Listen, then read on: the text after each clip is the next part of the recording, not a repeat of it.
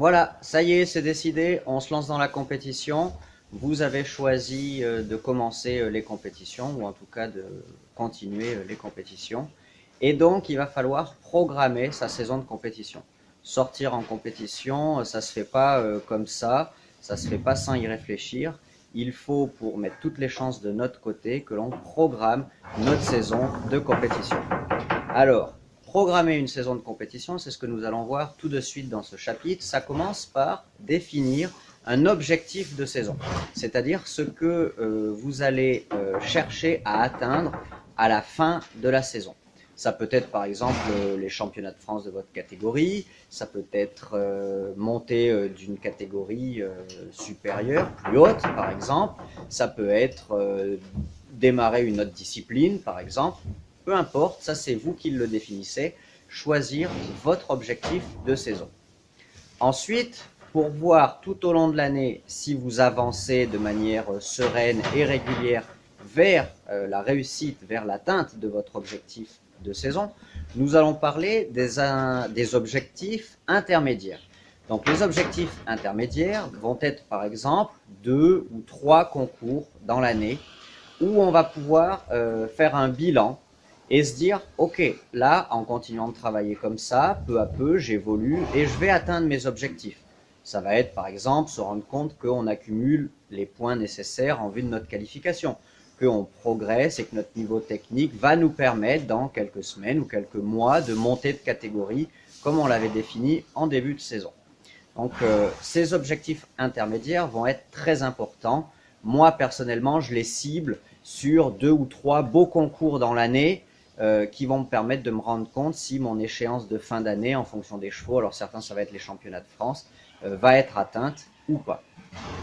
Ensuite, ça un petit peu de côté, nous allons parler des 2 autres objectifs.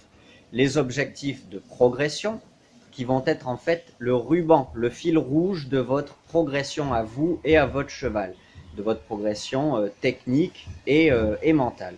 Ça va être, par exemple, vous avez un cheval qui tire sur les rênes, votre fil rouge, ça va être chercher à l'alléger, chercher à gagner en équilibre et en décontraction pour peu à peu avoir moins de poids dans vos mains.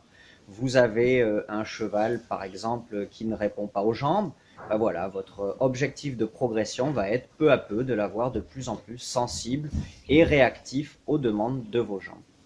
Et ensuite, pour peu à peu évoluer et avancer, atteindre cette réussite de cet objectif, de cet objectif de progression, on va définir des objectifs de séance.